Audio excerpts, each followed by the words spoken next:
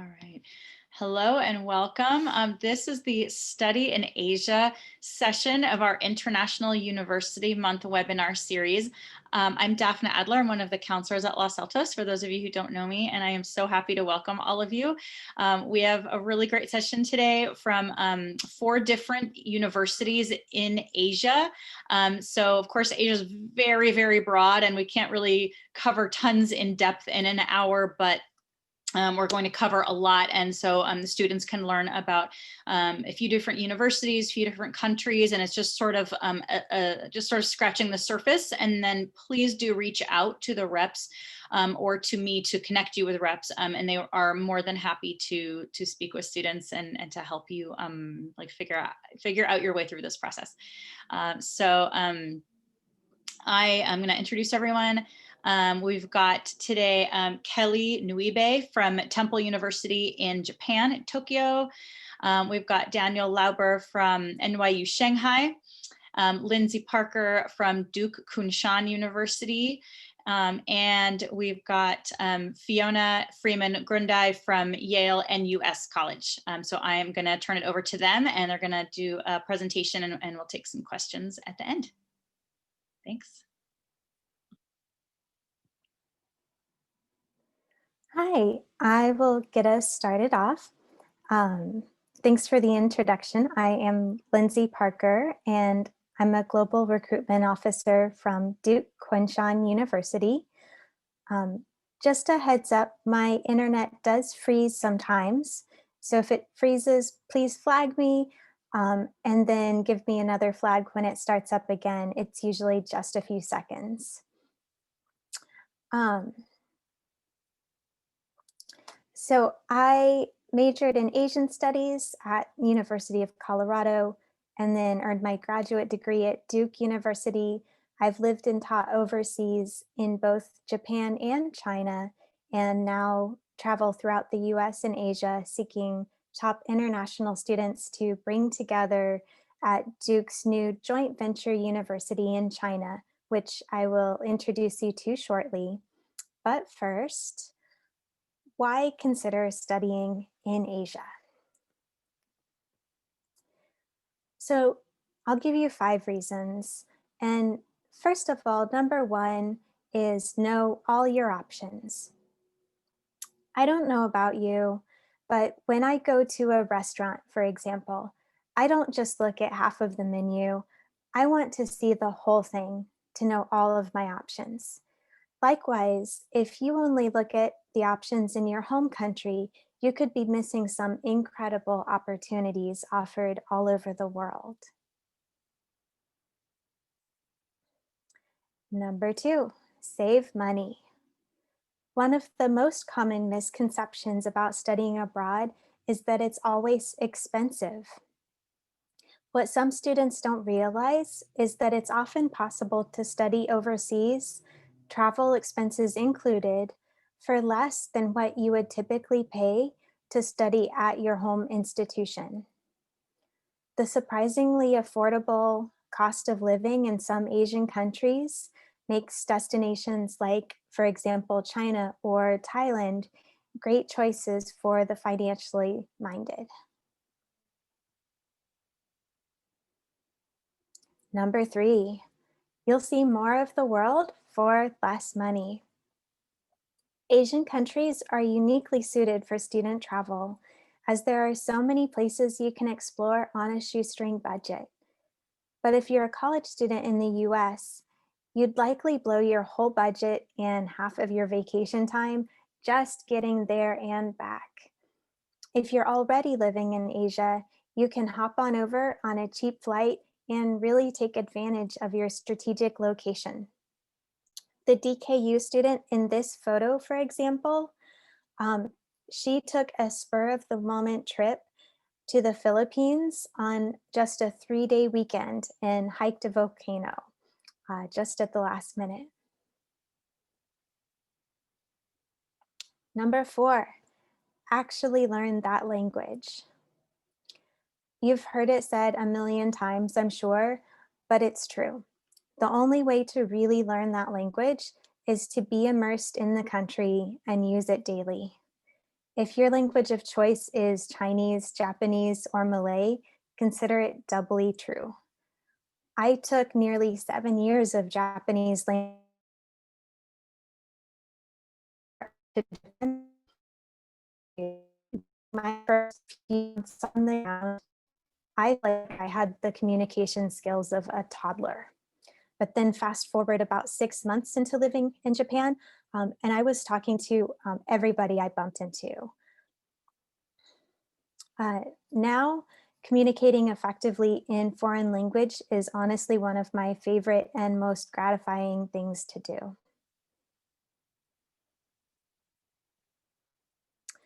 And number 5, get ahead of the curve. According to McKinsey and Company, Asia is on track to top 50% of global GDP by 2040 and drive 40% of the world's consumption, representing a real shift in the world center of gravity. The simple fact that you guys are here in this info session right now probably means that you've noticed something like this is going on. Basically, if you are an American who graduates from college 5 years from now with a strong and nuanced understanding of the increasingly important roles Asian countries are playing on the world stage, coupled with demonstrated cross-cultural competence and maybe even high-need language skills, you will be one of the few college graduates out there who can meet the growing demand, which means higher pay in more attractive positions. So those are my top 5 reasons for why you may want to consider studying in Asia. For the next few slides, I would like to move on to the university that I represent specifically and spend about 10 minutes on that. And then I'll hand it over to the other representatives so they can talk to you about their universities.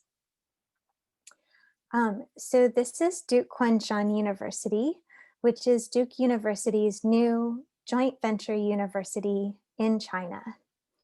Essentially what we're offering is like a Duke Education 2.0 taught in English in China to top international students from all around the world.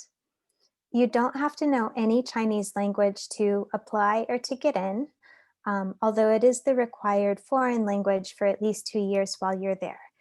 The rest of the curriculum is taught in English. So this is a joint venture university offered between 3 partners.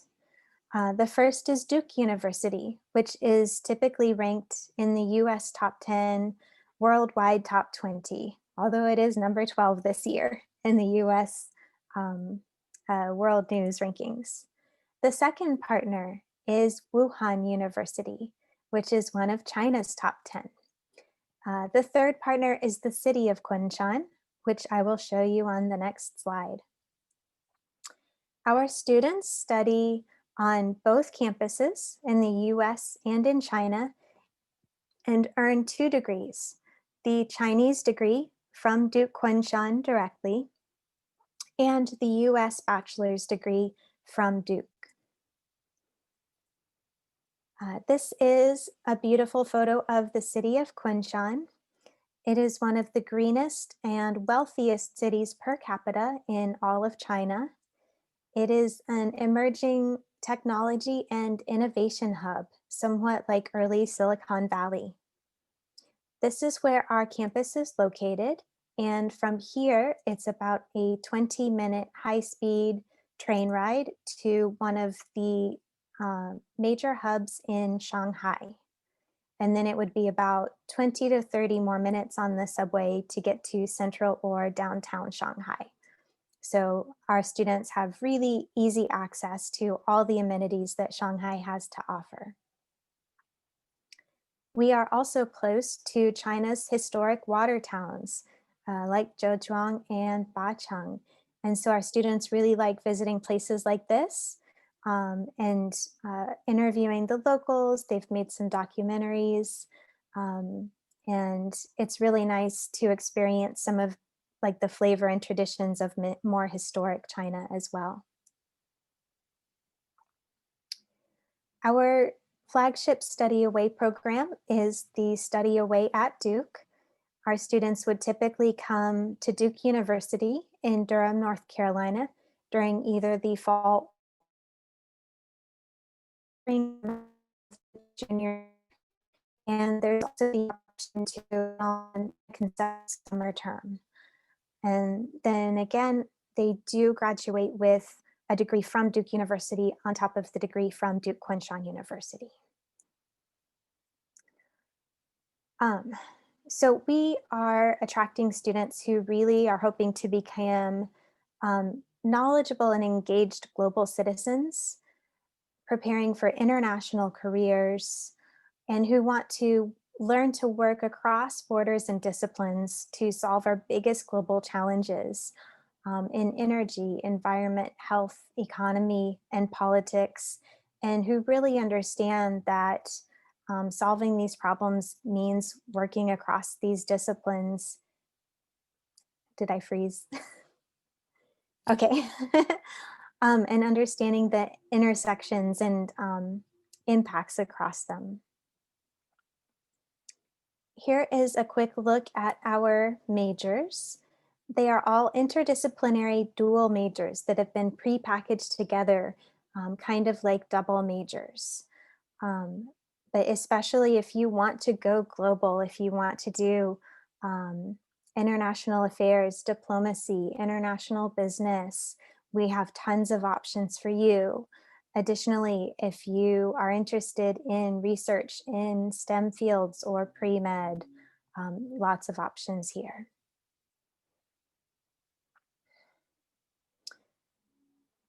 I'll run through this a bit quickly, but we do have a bit of an innovative course schedule.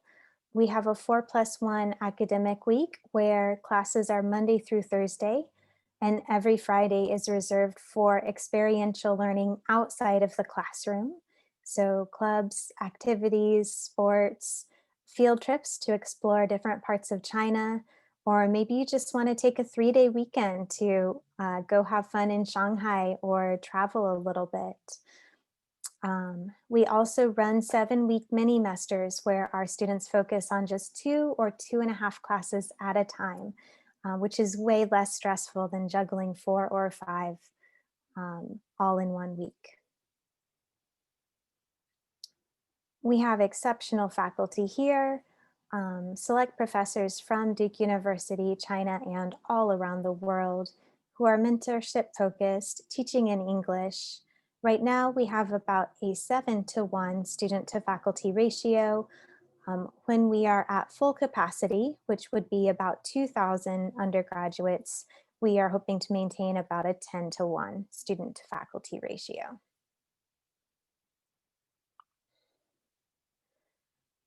Here's a quick look at our class of 2024 student profile. They did come in quite strong with an average GPA of about 3.93 out of 4. We've got some middle 50% SAT and ACT ranges posted here and about a 17% acceptance rate. Overall, we do have over 50 different countries and nationalities represented. We are highly internationally diverse.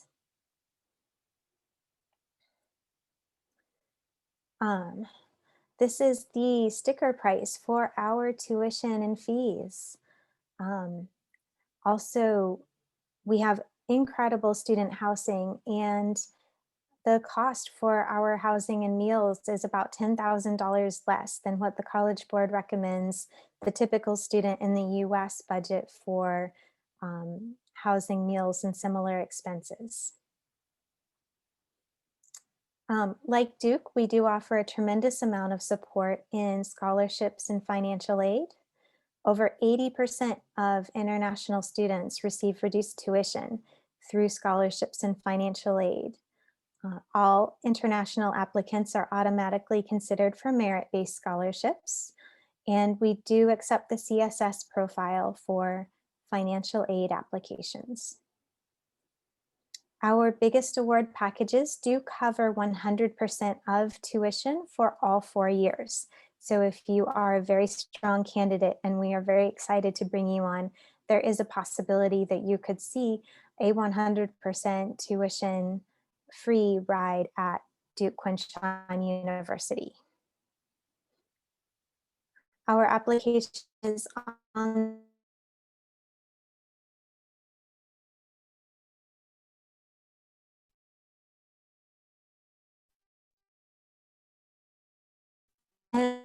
is still a bit up in the air for 2021 as we wait to see what happens with safety and travel. But in a typical year, if you apply to DKU and you get accepted, we have actually reimbursed the cost of flights for students to have a 4-day long weekend experience to fly to China, tour our campus, tour the local area, meet the other international admits, take classes from our professors, and basically see, does DKU feel like a good fit for you? And this is before the deadline to commit or decide, thanks for the trip, but I'd like to go somewhere else. So again, we'll see how things turn out for 2021. We can't make any promises on this yet due to the global situation. But if we can offer this experience safely, we really would like to. One fun thing that we're doing right now is if you would like to receive our email updates and invitations to things like online campus tours and get a free soft DKU t-shirt. This is our QR code to just send us your email address and a little information and your mailing address, and we will go ahead and mail you one of those nice t-shirts. So I'll put this up for just a few more seconds, and then I will hand it off to the next presenter. All righty.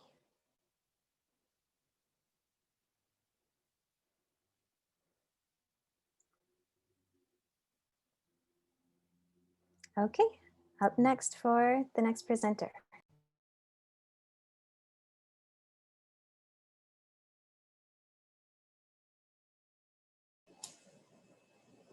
Actually, did we make an order for this? Sorry.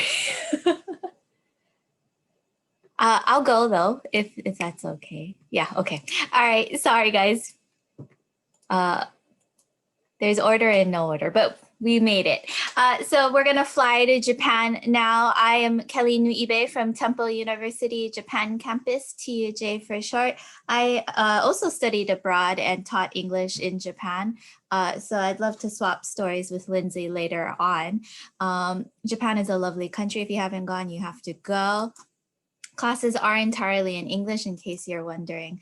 And in the spirit of October, happy Halloween from Tokyo, everyone. This is obviously a pre-COVID picture. Actually, half of the guys in this picture are fine.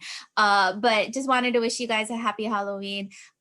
What I find very interesting about Tokyo is that there is a lot of modern influences happening. And so you do see Halloween being celebrated more and more. Obviously, this year it's going to be a little bit more low key, but I just love the enthusiasm that comes from people and their creativity, because how did this guy who is the game console, how did he get on the train? I have no idea. But anyway, it's a pretty cool place. For those of you who don't know us, Temple University's main campus is on the East Coast in Philadelphia. Our second campus is in Rome, Italy, followed by our third campus in Tokyo, Japan. And yes, it is possible to go to all three campuses. We also have study abroad programs throughout the world. And yes, it is possible to come to Japan for all 4 years, earn your US bachelor's degree in Tokyo. We are fully accredited by the Middle States Commission on Higher Education. That means that we have to meet the expectations and standards of education taught in the US, so students are earning a quality degree. This is the metro map for Tokyo. It's just the underground. So there is another map that shows the overground railway. So yes, it is pretty complex, and yes, you will get lost, but don't worry, you're in the most awesome country ever. And people here are so genuinely nice. So when you get lost, you can just easily ask for for help and directions. Even if there's a language barrier, even if the person can't speak English, chances are they're so nice, they're just going to escort you to your destination. My cousin is Japanese. She does that all the time. And she's like 70. So that just gives you an idea of how nice people are here and how safe the country is as a whole. Our university is on the west side of Tokyo. We're less than 10 minutes away from Shibuya. Shibuya is where all the cool kids hang out. If you guys know Tokyo Drift, Fast and Furious, that's where they drifted. So it's a very cool place. It's also a cool place to go shopping and hang out with friends. If you're wondering where our dorms are, because we are a city campus, the dorm is located off campus in the South Prefecture of us. But because of our excellent train system, it's very convenient. Each student gets his or her own dorm room. It's single size. We don't like to share.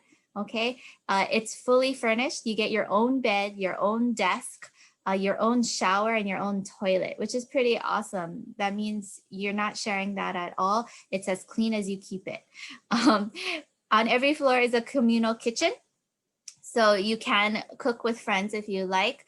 We actually have students who are in the dorm right now. Obviously, there are social distancing rules in place, but they're still able to make friends from a distance, okay? And then on the first floor, we have a cafeteria. So if students don't want to cook, they can definitely go to the cafeteria. And then there's other basic amenities, facilities for students if they want to use the gym, or if they want to do their laundry. We have a laundry machine area for students. We also have a pile of clean bed sheets. So students don't have to clean their own bed sheets, which is pretty spoiled of them, but it's a nice deal. All right, and why do students choose Japan? Well, number one, Japan is an awesome place. Well, Asia in general is a very awesome place for food. So yes, you can get really good ramen. Yes, you can get really good katsu, which is like pork or chicken cutlet. Usually in the US, you eat chicken cutlet. In Japan, it's more common to have pork cutlet, as well as wonderful sushi. That on the right side is wasabi sushi. When I ate it, I cried. But it's a fun story to tell. Okay, what's amazing is that you can experience all 4 seasons. I'm originally from Hawaii, so I only get summer season.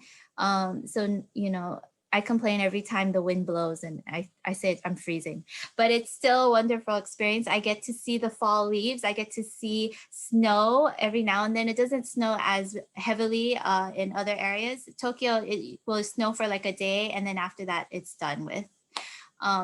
So I think the weather is pretty mild. It's probably comparable to Northern Cal. So if you've grown up in Northern Cal, you can handle it. Summertime can be brutal because it's very humid. But again, I'm from Hawaii, so it's a breeze for me. But don't worry, you'll love it because you're in Japan. We follow the American calendar system. What does that mean? That means that it's like going to any other American university. Usually our biggest intake is in the fall semester, which starts in August. And yes, we do get Christmas break, which is very nice. All right, so I'm gonna keep this presentation very, very short. Here are some other 5 key points on why students choose Temple University Japan. TUJ for short. Number 1 is quality education. As I mentioned, we're fully accredited, so we are expected to uphold to the standards of education taught in the US. Students are being challenged. You will be called upon in class. You are expected to attend class regularly, and regular discussions and active participation is expected. Another reason why students choose this is because of diversity. Lindsay kind of talked about it in her presentation on why Asia is that you basically have a stepping stone to all parts of the world.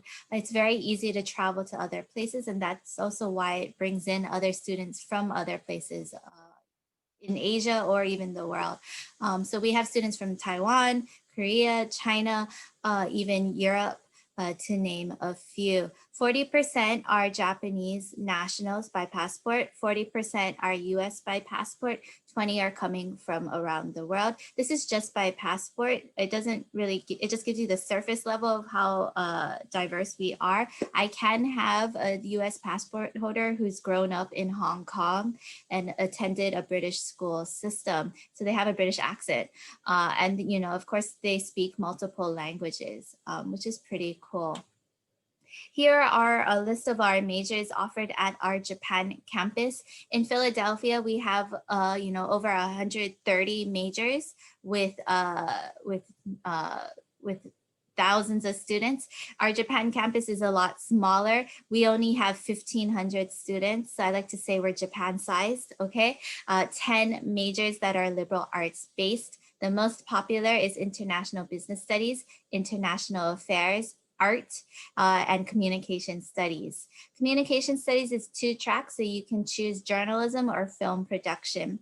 For the art program, we are part of the Tyler School of Art, which is one of the top art schools in the US. Because the Japan campus is liberal arts based, students are earning a BA in art. So we do not require portfolio review when you apply. Because you're liberal arts based, you can apply as undeclared, and it's very much okay for you to change your major once you're here. Those of you who are wondering, we do have a 2+2 computer science program. That means 2 years are spent in Tokyo for the first 2 years, followed by the next 2 years on our main campus in Philadelphia, where you'll do more coding work. Another reason why students choose us is because we are an American institute in Japan. Lindsay did mention about, you know, affordability in Asia. It's true. Here is TUJ's tuition compared to a public university out of state and a private university on the low end. So in many ways, it's cheaper for you to go out of country than it is to go out of state. You pay the same rate as a Japanese national. So regardless of your residence, you are paying the same rate.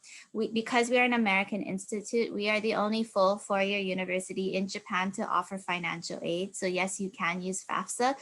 We usually see students use a combination of all components. So FAFSA, loans, external scholarships, and merit-based scholarships. If I have any veteran families here, you also can use GI Bill benefits, which covers 100% of your tuition.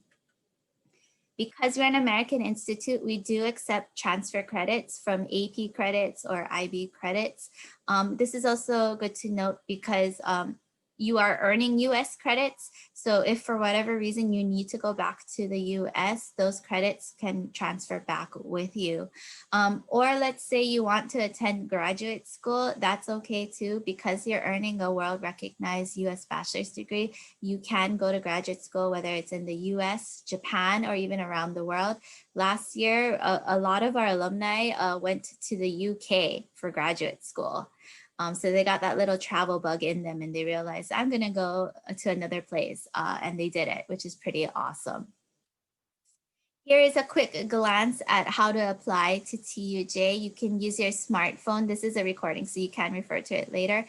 You can use your smartphone to scan in the application checklist, eligibility requirements, as well as our deadlines. To break it down, to apply to TUJ, you have the online application. There is the common app as well. We do take the common application. Just make sure you accept that you select the Japan campus because the application process is different from our main campus in Philadelphia. For test scores, we normally require the SAT or ACT. However, under COVID-19 context, we realize some students cannot get to test centers, in which case you just email us and we'll make a note you are applying without a test score. If you are a non-native English speaker, we do require TOEFL, IELTS, PTE, or Duolingo, which is a good online option to consider. For transcripts, we do accept digital official transcripts. So Daphne, I don't know if you send transcripts via Parchment, Naviance, My Options. Naviance, yeah. Great, so we accept that. So no excuses, guys, you can make the deadline. Digital transcripts are excellent. There is a personal statement as well as the application fee. Another reason why students choose us is because of our excellent career preparation. A lot of times when companies want to start internship programs, they come to us first because they know of the foundation we've built, but also the caliber of students we have. We also help students with finding part-time jobs as well as full-time employment. Some of the companies that have hired our students include places like Aldi, the car company, Amazon, Square Enix, insurance companies, US Embassy, to name a few. If you'd like to know more information, we have our webinar coming up on November 16th. That will be the 15th for you in California. So that would be November 15th, 6 p.m. your time. It's titled Tea Time with TUJ students. So, you know, you can have some tea with our students and hear about their experiences in Japan, what it's like to live in Japan, and also hear about the fun activities that our students go on. Our student activities coordinator will also be there. If you can't make it live, that's okay. I still highly encourage you to register because you can definitely you'll definitely be sent the recording later on as long as you register. We also have our past webinars that were held in September and just last week, which was Admissions 101, as well as Career Development. Those recordings are available. So if you want to catch that, you just have to register twice. Once is for the actual event itself, and then the second time is to watch the recording. All right, if you want to connect with students again, please follow us on social media, especially now that you can't fly over at this moment. Instagram, please follow us. It's a great way to see what life is like through our students' eyes. That's my email address, kelly.nuibe@tuj.temple.edu. My inbox accepts emails 24/7. I may not be able to reply right away, but I definitely can when I wake up. I am the representative responsible for all students coming out of California. If you have any questions, you can always email me directly. I'm more than happy to assist. So again, my name is Kelly from Temple University, Japan campus, TUJ. With that, I'll turn it over to my colleagues, maybe NYU. Would you like to go next? All right. Thank you, Kelly. Appreciate it. All right, let me go ahead and share my screen here.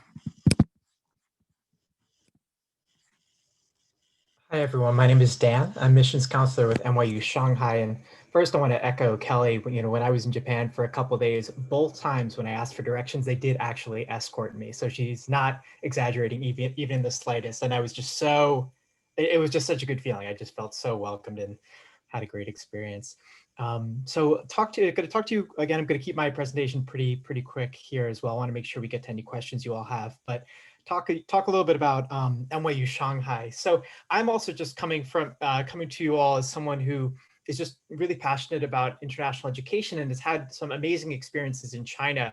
Started studying Chinese as a high school student and actually first went to Shanghai as a high school student for just a few weeks, but that was enough to really just get me excited about being in a new country, about using the language I was studying in a real life setting. And it was frustrating. Obviously, my language, as you might expect, in high school was not the best, but the fact that I was able to actually communicate was really inspiring for me and encouraged me to want to spend more time there. I continued studying Chinese in college and spent a semester studying abroad there, in this case in Beijing.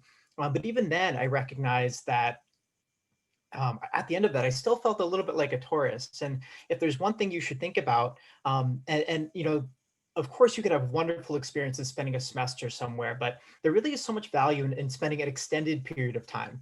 And this is what really, you know, all of our campuses are offering, an extended period of time, multiple years in Asia. There's just so much more you can do. You can get to such a farther place with your language.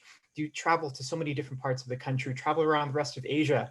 There is so much value that you really do not end up leaving feeling like a tourist. And I actually spent 3 years living in China after graduating undergrad because I really, you know, craved that more time, and I really recognized just how valuable it was by the end of my 3 years in China. And NYU Shanghai, you know, just like the other universities here today, provides that experience. Similar in size, I believe, to Tokyo, Temple Tokyo. We're about 1,600 students. You could think of us as kind of like a small liberal arts college, kind of within the context of NYU's larger global network. We have a unique breakdown of half students coming from all over China, and the other half coming from about 70 different countries. Shanghai as a city is pretty incredible. It's just very easy to navigate with one of the longest metro systems, sometimes even calculated as the longest metro system in the world. It's extremely efficient. Of course, there's taxis. You could use Didi, which is like the equivalent of like an Uber or Lyft. Very easy to access taxis. Bike share systems are pretty extensive. Students have or even their own bikes. There's just always something going on. Whether it's like just a concert or a new art gallery or a new museum, there's always something to explore. Now, it all starts, in the residential community. Students, Chinese students are paired with international roommates in the residential space, which just becomes a great way of promoting international exchange. I like to think of NYU Shanghai as a place where China and the rest of the world meet. Similar to Kunshan, it is a partnership between a US university, in this case, of course, NYU, and the Chinese Ministry of Education. And similar to Kunshan, students are awarded 2 degrees. You get a US diploma from New York University, and a Chinese diploma from NYU Shanghai. And I regularly hear about students forming really close bonds in the residential halls. I'll hear about students going home to each other's home countries during breaks, traveling around the rest of China, traveling around the rest of Asia together. I even recently read about a Turkish student and his Chinese roommate that after graduation, they started a company for exporting Chinese textiles to Turkey. So just like really exciting work, really being bridge builders between China and the rest of the world. And you'll have a residential assistant that'll be your peer mentor every step of the way. You'll have an orientation ambassador, which is an upperclassman that helps you during orientation week to get settled and really start making the city feel like home. And speaking of the city, you're located pretty centrally in Shanghai. Our current campus is not that far from that famous Shanghai skyline, the Pearl Tower, the Shanghai Tower, world's second tallest building. Century Park is really nice as well. And then we have a new campus that's being built a little bit southwest of where we're located, still centrally located, but just again, a little bit southwest in Qiantan. It's set to be completed in 2022. And what's really amazing is the students and leaders at NYU Shanghai leadership have had a say in how this campus was created. We're actually building it from the ground up, working with some amazing architects. I encourage you to look it up. But for the students who are coming to NYU Shanghai now, you'll be able to experience it for at least part of your time at NYU Shanghai. Now, of course, a huge reason for being in China, and something that I experienced very much myself, was that Chinese language piece. It's one thing to have amazing teachers, right? But it's another to be able to constantly have an environment where you're practicing Chinese all the time. Similar to Kunshan, students don't have to have Chinese coming in. Quite a few do not, but everyone is graduating with a high level of proficiency in the language. And even when they're starting with nothing, they get to a very high level very quickly. There's a student named Brandon from Chicago who came to NYU Shanghai with no Chinese, not one word whatsoever. But before even starting his senior year, so the summer between his junior and senior year, he passed the highest level of a Chinese proficiency exam called the HSK. He got to level 6. It's an exam that a lot of employers do know about. You can put it on his resume. So think about that, really going from nothing to essentially an exam that demonstrates fluency after just 3 years of study. So, when you have amazing teachers, one-on-one time with your teachers, online resources for connecting with native speakers at any time, but also, you go into the city, you go to the bank, order, go to a new restaurant, picking out new furniture, that everything really is an opportunity to practice new vocab, practice new grammar structures you may have learned. And even if you're at a high level, we keep adding more and more advanced courses. We recently added a course on discussing documentary films in Chinese, on doing business in Chinese, classical Chinese, a really wide range of different classes. And all students come in undeclared, actually, which I love because it really just encourages students to really explore our core curriculum before ultimately choosing a particular major. And this is what our list of majors and minors looks like. And one thing you should think about when you're studying in Asia in general is like you're not only learning about your particular major, but you're learning about China's role or whatever, or in this case, Japan's role or Singapore's role in whatever you're studying. And that really is valuable, right? It allows you to kind of carve a particular niche for yourself with a particular level of understanding from spending an extended period of time in the countries that you're in. Our majors are quite flexible. For example, our humanities major, you could kind of customize it. Like you could focus on things like writing, philosophy or history. Our social science major, you could focus on things like global public health, international relations. So a lot of these majors can be actually quite flexible, and it could seem like we have even more majors than it might initially appear. And we even have a self-designed honors major where students can create their own program of study. And we're very much connected to the rest of NYU. Of course, we have our first campus in New York City, but we also have our campus in Abu Dhabi, which started in 2010 in the United Arab Emirates. And all these small white dots represent our NYU operated and owned global academic centers where students can spend a semester or two studying away. You can think of them as study away sites. It's very easy to move about the globe. First and foremost, because these are all NYU operated and owned sites, there's no issue of like credits transferring because everything is already a pre-approved NYU class with an NYU faculty member. Your financial aid is always going to seamlessly move along with you, and tuition always stays the same. The cost can either go up or down depending on room and board, which of course varies, and just general cost of living depending on what type of, depending on what city you're in. But you know, there's just so many things to do, right? If you're studying economics, why not go over to Accra, Ghana? And work with NYU Center for Technology and Economic Development there, work with a local startup, get a sense of what West African economics looks like. If you're studying, you know, we offer Spanish classes as well as Chinese, in addition to a number of other languages. Why not go over to Madrid for a semester and be in a Spanish language environment for a while? You really can do quite a bit. And ultimately, and this is something that applies to all of these universities, right? These are clearly different types of college experiences. They're not traditional, right? Certainly compared to maybe just going to a local school in California. But it does a lot of really great things for you. I know for me, being in China has inspired me to just try so many new things, be in so many different professional roles, and has really opened a lot of doors for me. And for NYU Shanghai students, they're really going on to do some pretty incredible things. I love that 65% of our class of 2019 graduates are actually living outside of their home countries. They're going on to really be like bridge builders between China and the rest of the world. My favorite example is a student named Lou. It's a Greek student, graduated from NYU Shanghai and got a job with a Greek company where he was flying back and forth between his home country of Greece and China, connecting the two culinary cultures. So, you know, two of course, ancient and amazing culinary cultures there.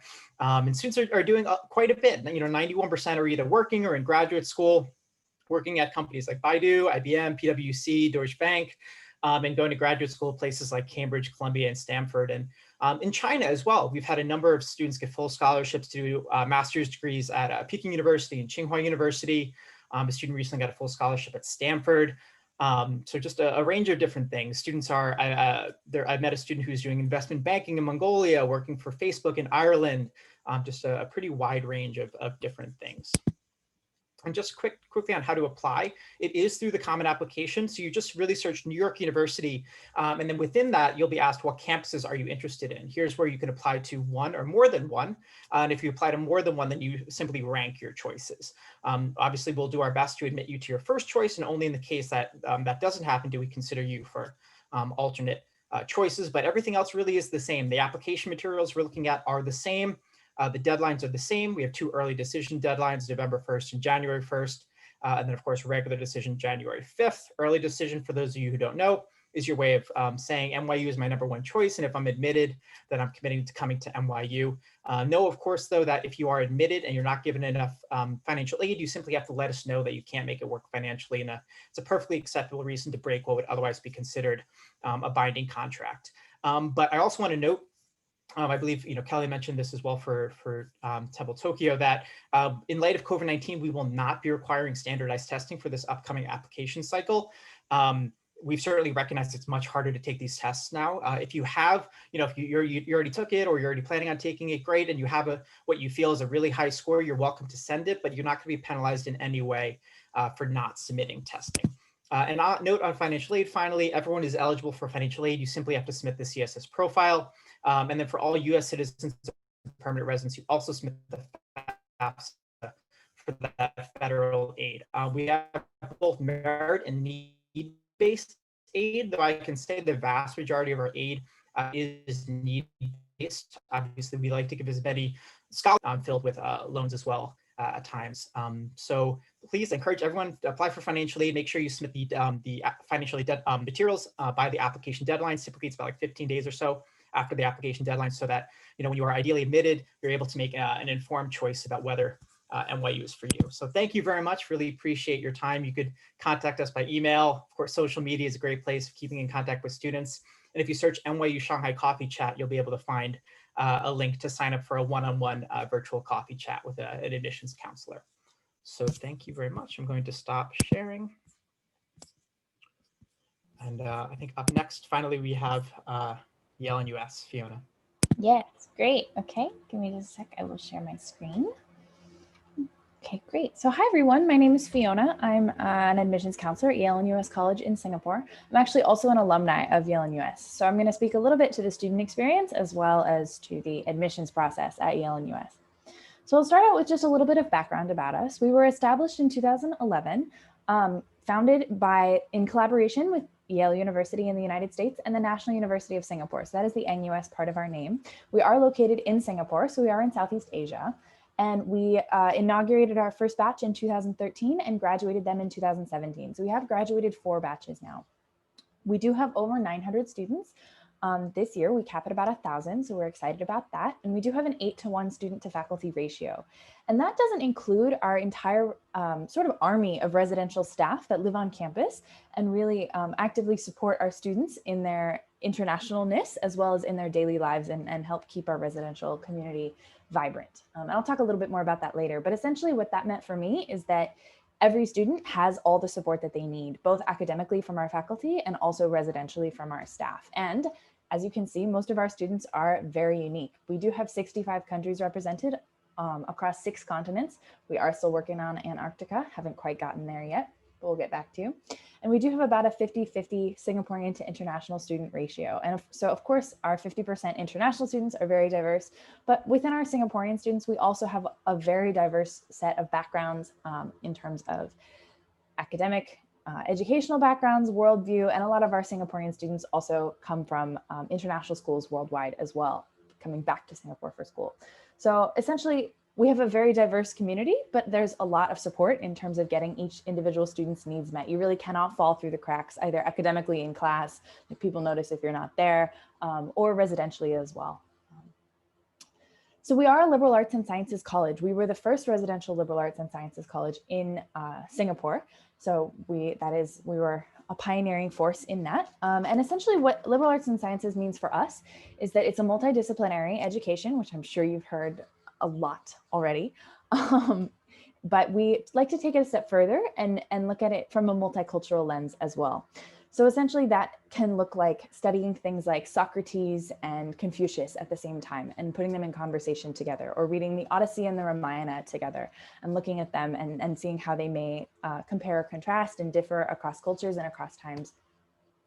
So one of the benefits of a liberal arts and sciences education for me was that it allowed me to go into topics that I was interested in greater depth outside of my major. So I was an anthropology major.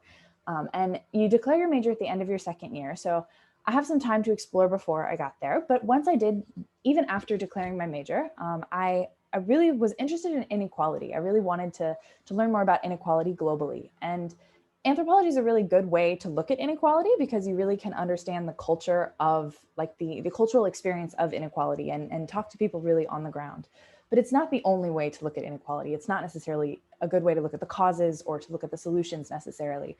So at Yale-NUS, because of this liberal arts and sciences approach, I was able to also look at inequality from an economic standpoint, from an environmental impact standpoint, from a political standpoint, and really go deeper in depth with the topic outside of my major. And speaking of majors, we do have 14 different majors at Yale-NUS.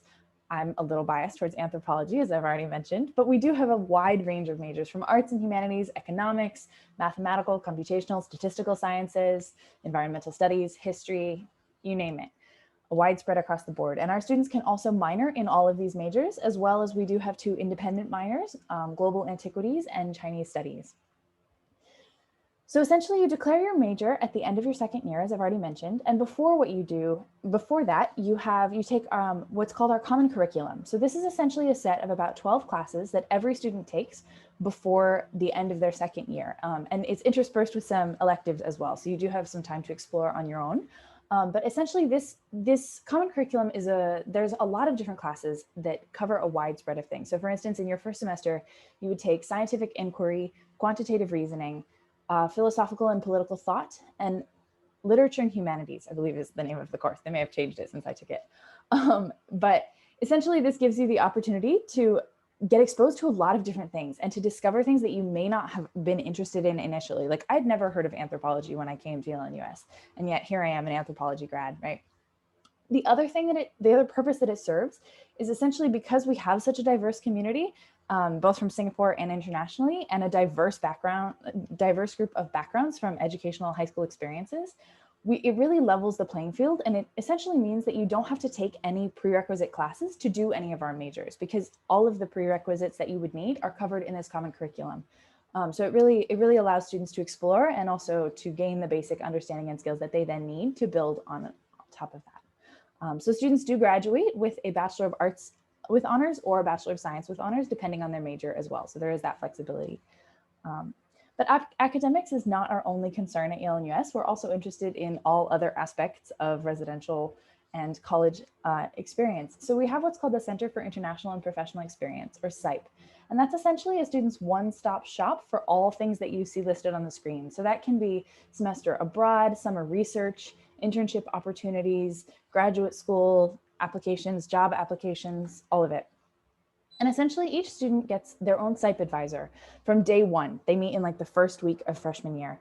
And that person is with them throughout all of their 4 years. And that really helps them, it helps support them in finding opportunities that might fit the student's needs, because they get to know the student and they get to understand what they're interested in and what they might want, as well as then helping them to create a cohesive narrative of their 4 years, connecting their semester abroad with maybe their internship opportunities and figuring out how to market that on a graduate school or a job application.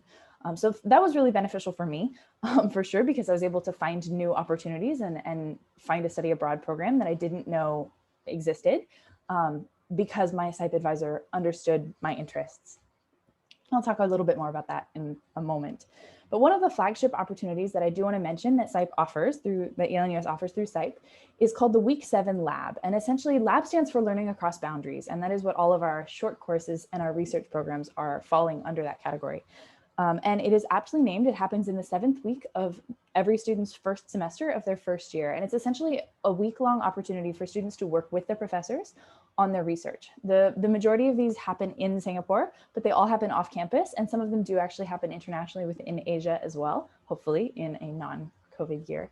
And it's essentially an opportunity for students to get hands-on experience doing actual research with their professors' active papers in their first semester, and then also potentially explore new topics, meet new professors, and potentially follow up with those same professors and work further on their research in later semesters or summers if they really vibe with it and enjoy it.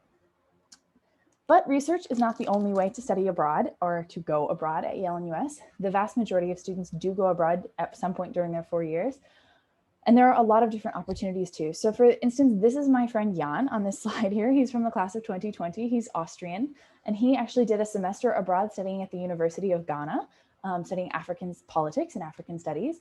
He also did a summer research or summer language program, I can't remember which, in China, in Beijing, and he came back fairly fluent in Chinese as well. He, of course, studied it in Singapore before he left. He did not become fluent in one summer. And then he also did a summer internship in South Africa, which is where this photograph was taken. Although it doesn't really look like he's working that hard in this picture. I'm sure there was some work that happened while he was there. So personally, I did a semester abroad in Sciences Po in Paris. And that same semester, I had friends in Tokyo, in London, in Panama City, in Barcelona, and of course at Yale University in the United States as well, which a large majority of our students also do spend time studying at Yale at some point throughout their 4 years, whether it's for a Yale summer session or a semester abroad. But enough about international opportunities. Let's talk a little bit about Singapore. So Singapore is a city-state. It's one of 3 city-states in the world. It's located on a tropical island on the tip of the Malay Peninsula. So we are in Southeast Asia and we are right on the equator. So it is pretty warm pretty much all the time and fairly humid as well, which was an adjustment for me, but it's really tropical and beautiful. It is a global hub. It is a meeting point of cultures from all over the world. It is incredibly diverse. And it's also a culinary destination, which was a big important factor for me in deciding to come here. So from an employment and a technological standpoint, Singapore is seen as a gateway between Asia and the rest of the world for a lot of companies. So it's a great place for students to start out and dive into the industry of their choice to start a career. So companies like Facebook, Rolls-Royce, Google, a lot of these companies have their Asia Pacific headquarters in Singapore, and some of them actually actively recruit graduates from Yale-NUS and students from Yale-NUS for internships and positions upon graduation as well. So it's also an incredibly safe and an incredibly clean city with an impeccable public transport system. Like it really runs precisely. Coming from the world of like New York subways for me, I felt like I had stepped off the plane into this like utopia of like, how can this be a real place? How can all of these people be so like orderly with the way that they treat each other and the way that they take care of their space? But beyond tropical weather, employment opportunities, technological advancements, there's more to Singapore than just that. Despite being a tiny country, Singapore has an incredibly diverse population, as I mentioned, which essentially means that there are actually 4 national languages, one of which is, of course, English. And it has so many different religions and cultural celebrations that there are festivals and celebrations that happen all year round. So it's a very vibrant and lively place to experience a lot of diversity and a lot of different cultures from around the world. And like I said, the food is absolutely amazing. My personal favorite at the moment is called laksa. It's a spicy noodle soup from Peranakan origin. Peranakan is the cultural intersection of the Malay and Chinese cultures. But a close second would also be probably our famous chicken rice, which is exactly what it sounds, poached chicken and seasoned rice. But when they put them together, it's magical, and I could eat it for every meal of the day. I really don't know how they make it. And speaking of meals, I'll talk a little bit about our residential immersion program at Yale-NUS. So we are a 4-year residential college, which means that every student does live on campus for all 4 years. You are guaranteed housing. Every student does have their own room, and you live in suites of either 4 or 6. So a suite is what you might picture when you think of a 4 or 6 bedroom apartment, but maybe minus the kitchen. So this picture is a photograph of a suite common space that is the shared space at the end of the hall of the 4 or 6 bedrooms. And it really does look like this. It's not usually this clean, but it does look like this. And then there is also a large bathroom that you share as well. And our suites are organized into 3 residential colleges, which is what you might picture when you think of the houses of Hogwarts. It's where you sleep. It's where maybe your first friends are. There's a dining hall, but you don't have to eat in only that dining hall. You can move around for other classes. You can visit your friends in other colleges. And there are 3. So there's Elm, Saga, and Chandana. They are all named after trees. This beautiful virtual background that I have is the Elm Courtyard, and the towers in the back there are actually Saga College. And yeah, essentially that is where you are sorted when you first come to Yale-NUS. Students also have full meal plans included in their residential experience. So that is 3 meals a day, Monday through Friday, and then 2 meals on the weekend, Saturday and Sunday. We have brunch and dinner. We are not expecting you to get up for breakfast on the weekends. Don't worry. And we have 3 dining halls, 1 for each residential college as well. So that to me is maybe the most important social space on campus, because they're not just used by our students, which they are used by our students. Everyone does have to eat, but they're also used by our faculty and staff. So it's an opportunity for students to get to talk to each other as well as their professors in a more social setting, which can increase their relationships with their professors in an academic setting later. And some of our students even like dog sit for their professors as well, which is pretty fun. But it's also a good opportunity in case you do have academic questions, you can meet your faculty over lunch as well. I'm so sorry, my cat is meowing. I'm gonna let him out.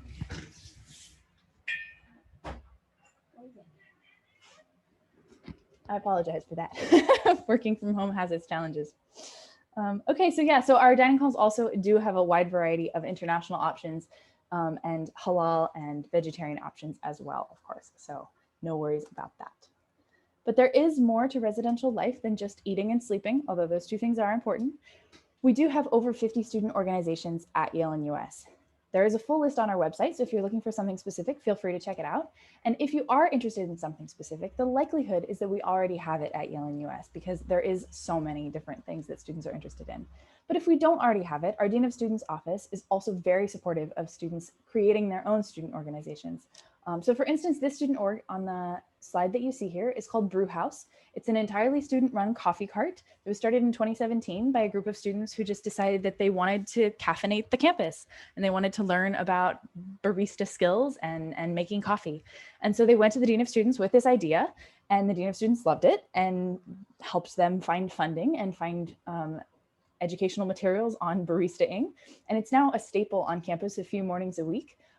They park themselves essentially in actually the Elm Courtyard, and the students sit at these tables here and study together and drink coffee and meet. And it's a very social space in the morning, and they make really good coffee. So I personally love it.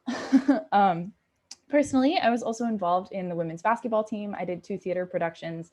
I was involved in the student government and in the G-Spot, which is the school's LGBTQ advocacy group as well. So there is a very wide range of student organizations and a lot of options that you can take. But what about after graduation? Do the graduates survive? Well, so far in my experience, yes. 95% of our graduates from Yale-NUS's class of 2019 have found employment within 6 months of graduation, and the following 3 classes as well. Over 90% of them also found employment within 6 months. And several of our students actually do go to grad school as well, but some of them go to grad school after working for a year or 2 in Singapore, which I will elaborate as to why in a few minutes as well. So they found employment in a range of different industries, from the arts to education to politics to finance, banking. These are just some of the employers that have hired Yale-NUS grads in the past. And as I mentioned, some of these actually do actively recruit from Yale-NUS. So as you can see, it is quite a wide range of industry. And this is just within Singapore. So for the students who do decide to stay. So now that I've told you all about Yale-NUS, I'm sure you're wondering, how can I apply? Well, we have 3 ways. The first is the direct application on our website. That is usually the most convenient for students who are not applying to other US institutions. Because the second way is we are a Common App school. We are on the Common Application, and you can apply directly to us through that. That tends to be the most convenient for students applying to other US Common Application schools. But the third is that if you're actually also applying to Yale, you can also apply to Yale-NUS with the same application through the Yale Common App portal. So there's a checkbox at the end of your Yale application that you check, and essentially that means that all of your materials will be sent to Yale as well as sent to us. And that there are 2 important things to note with that option. So the first is that there is a supplementary essay as well. Once you check the box, the sort of why Yale-NUS question, and it's not obligatory, but it is highly encouraged, and we do preference students who have written it. So just know that. And the second is that if you send any direct things to Yale outside of the Common Application portal, you will also need to send them directly to us. It will not be automatically forwarded. So Yale-NUS does practice holistic admissions, which essentially means that we care about you as a whole person, not just your grades. We are interested in your fit for our school. And there are 4 steps in our application process. So the first is obviously the application form. And I will mention, as my beautiful colleagues have mentioned already, Yale-NUS is also test optional this year because we understand the testing disruptions as a result of COVID-19. The second step in our application process is the personal essay section. And that is your chance to talk directly to the counselor, directly to the admissions office, and tell us about yourself, things that we don't already know from your application. And in this case, if you are applying from the US, using our direct app, you are speaking directly to me. So I'm excited to hear from you. And our third step is the teacher recommendations. We do ask for 2 recommendation letters, ideally from teachers who have taught you, so that we get a sense of you as a student. But a counselor letter is also can be sent additionally as a 3rd letter or as one of the 2. And our shortlisted applicants are invited to interview either with an admissions counselor or an admissions fellow who's a senior student who has been trained to interview prospective students and does work for admissions. So we have 2 rounds. They're both regular decision. We do not do early decision or early action at Yale-NUS. We have 2 rounds simply for the purpose that one of them tends to coincide with the US deadlines and the other with the Singaporean and UK deadlines. So it's whichever round works better for you. The first deadline is January 15th and the second is March 20th. You can apply to either. Please don't apply to both.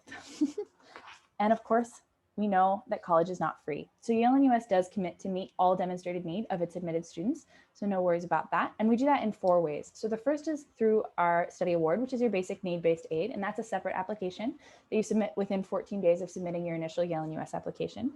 The second is through merit scholarships, which students are automatically considered for just based on your initial Yale-NUS application.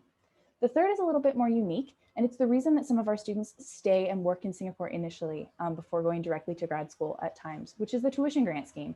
So essentially, this is a subsidy provided by the government of Singapore to international students specifically, and it's a subsidized education in exchange for 3 years of work in Singapore or for a Singaporean company afterwards. So Singapore is really interested in bringing international students in and keeping them there, really diversifying the community and bringing students into the actual country of Singapore, not just the school of Yale-NUS.